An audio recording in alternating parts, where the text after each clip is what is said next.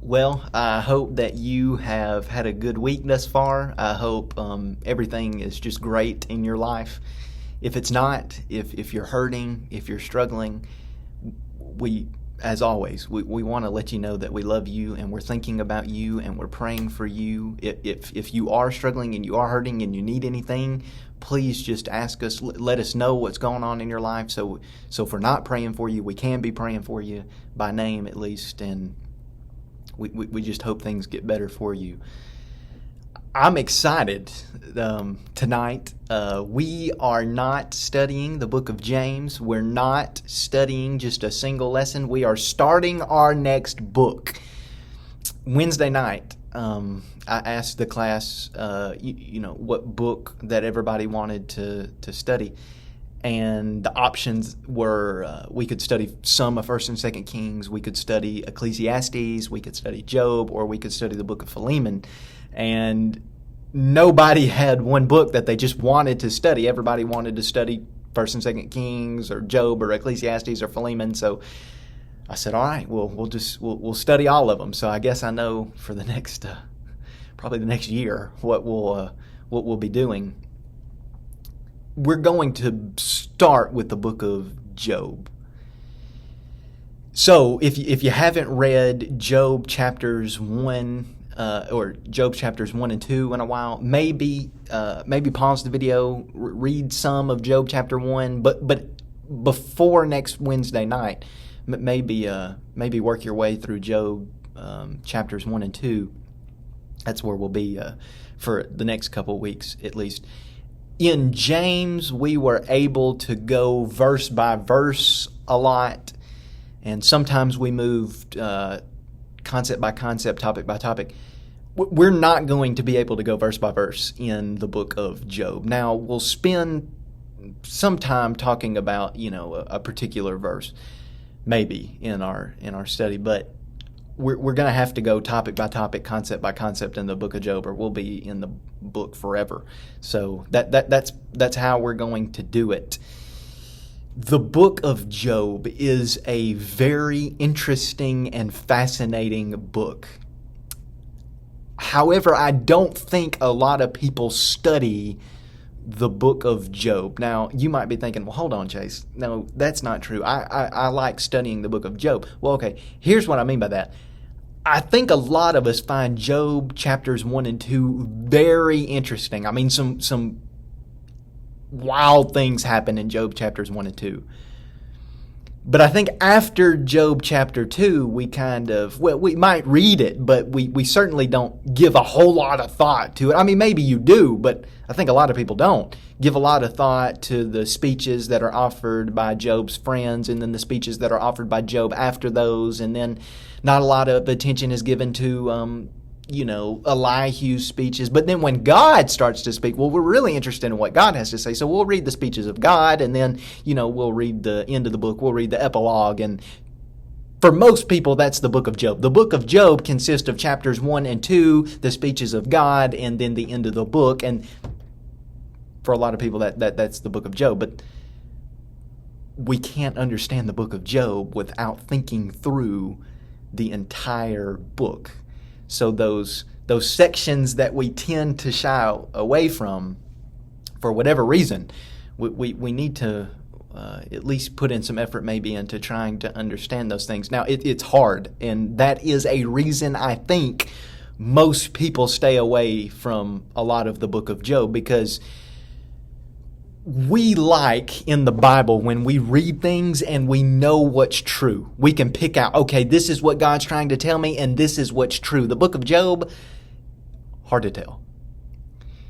Because Job says some things, and we know that what he says in some ways that's true. Other things he says we're a little skeptical about, and then there's some things that the friends say that we think, well, okay, is there truth to that? Is there not truth to that? We have to determine in the book of Job, for the most part, what's true and what's not. I mean, it's not like other books in the Bible that you can read and you can know, okay, no, that is true. That's God says it, and that's what's true. It's not like that. And I think maybe that's one of the reasons that we tend to shy away from the book sometimes. Another reason is that goes along with it just being difficult to understand. It's back and forth, back and forth, back and forth. A friend speaks, Job responds. A friend speaks, Job responds. A friend speaks, Job responds. Okay, then God responds. And then we're left at the end wondering, okay, what was I supposed to get from that? Hopefully in the study some things will become clearer. Maybe some things will become a little murkier. What's the point of the book of Job? If we do like most people, or at least what I think most people tend to do, that is, the book of Job consists of chapters 1 and 2, the speeches of God, and the epilogue, we might think the main point of the book of Job is something. I don't know. A lot of people say different things. Maybe we say the book of Job, it's just about suffering. That's what it's about. It's just about suffering. The book covers a lot of different topics. I'm not so sure I know the main point of the book of Job. In fact, I'm going to just say, I don't know. I don't know the main point of the book of Job. I have some ideas about what maybe the book of Job was written to teach us about some things. As far as the main point, though, I don't know. I'll just go ahead and throw that out. I do not know the main purpose for why the book of Job was written. I don't. Perhaps it was to confuse us and leave us wondering, what is the point of this book? Maybe that's the point. Maybe the point of the book is to really wonder, do we understand the point of the book?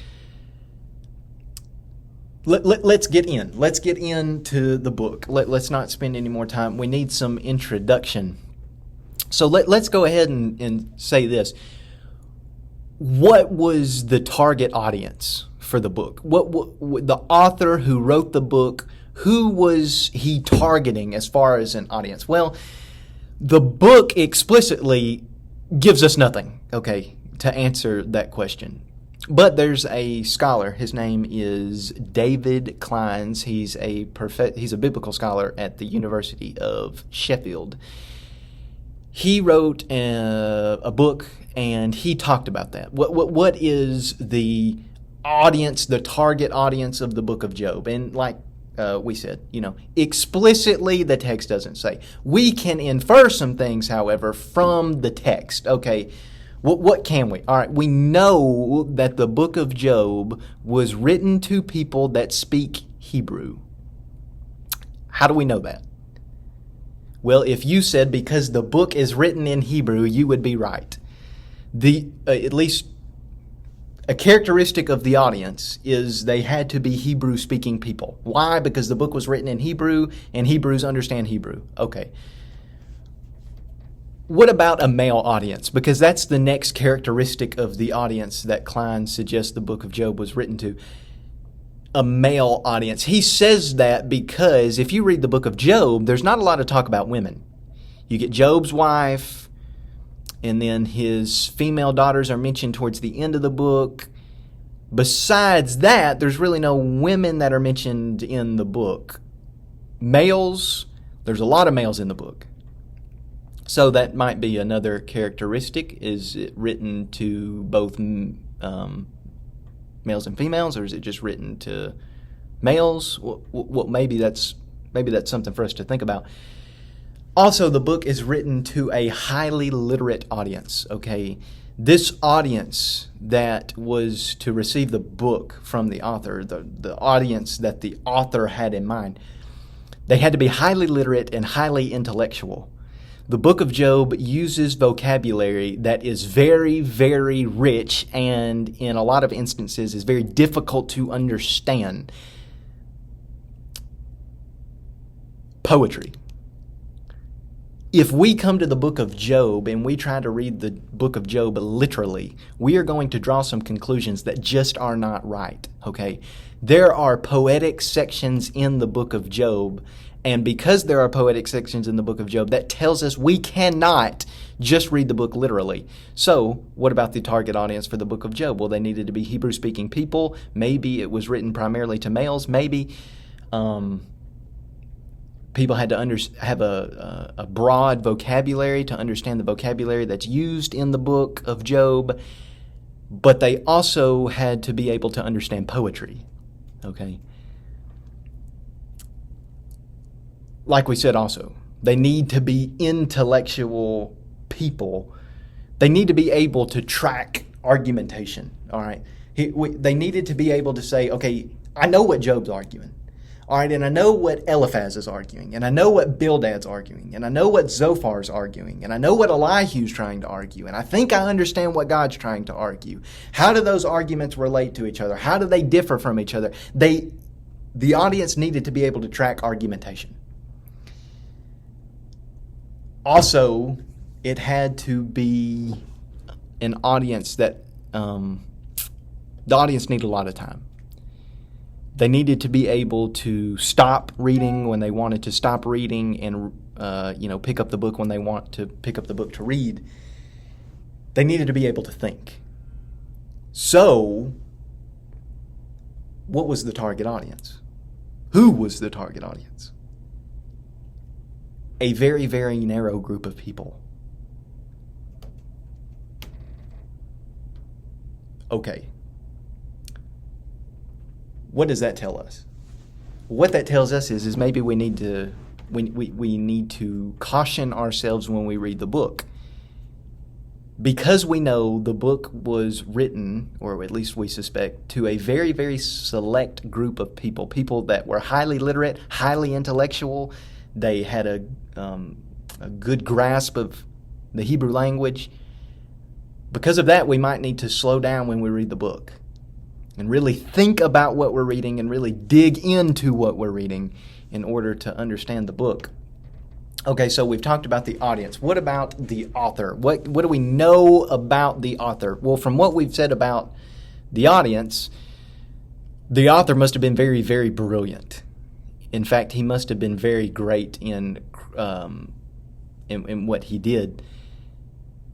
Vocabulary, we've already talked about that. The book has a very, very rich vocabulary, so the author would have had to have been aware of that. His vocabulary would have had to have been very rich.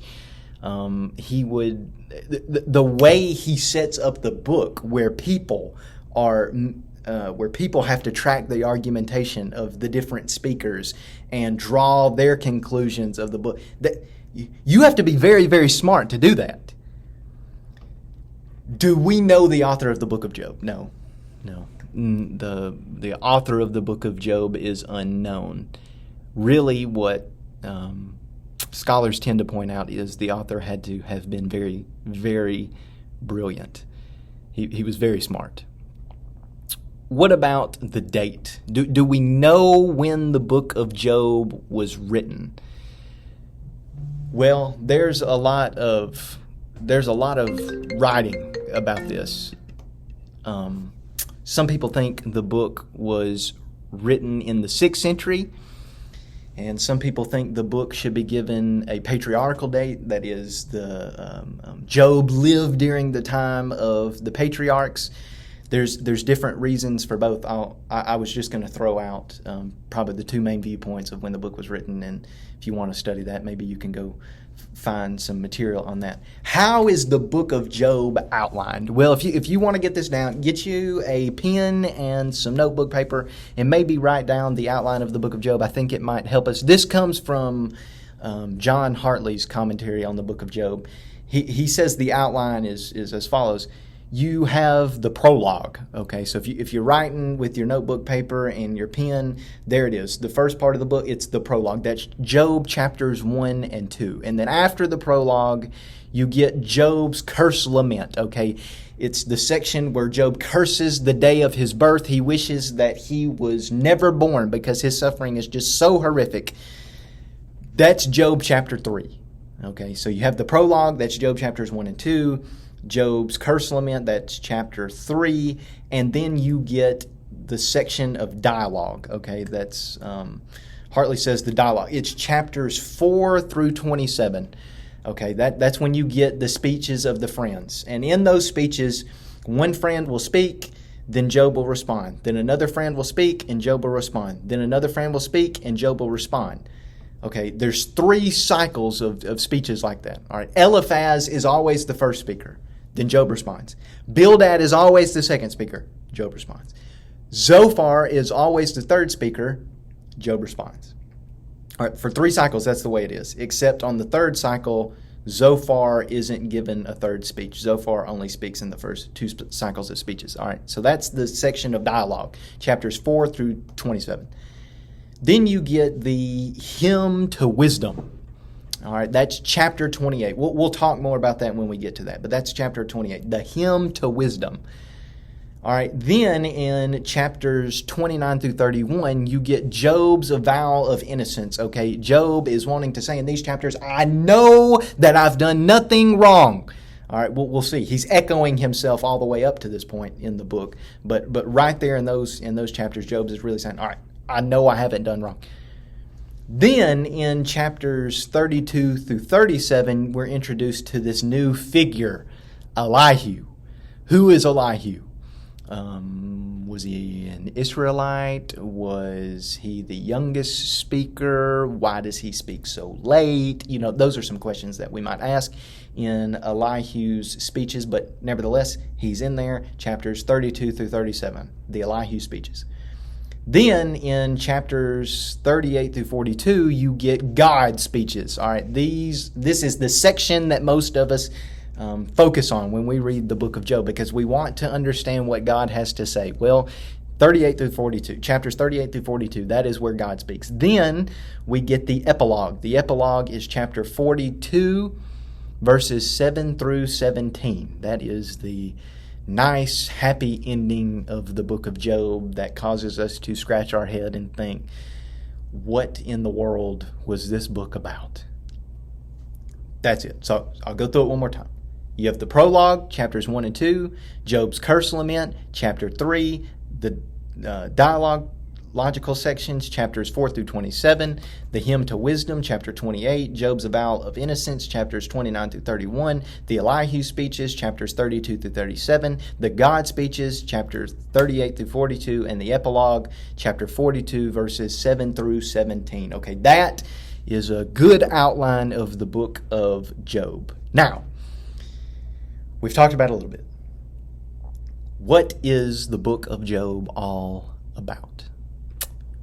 Well, that is a good question, and many people would answer many different ways. I've already said, I don't know what the book of Job is all about. In saying that, I don't know what the main point of the book of Job is.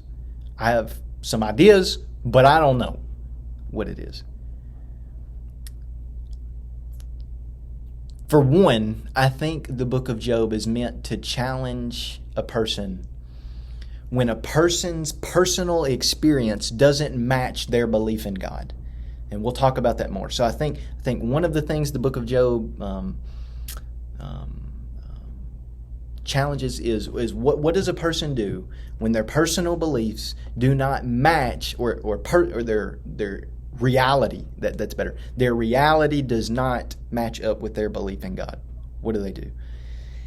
And then there's the idea of the doctrine of retribution, which we will see throughout the book of Job, and we'll explain that more when we get to it.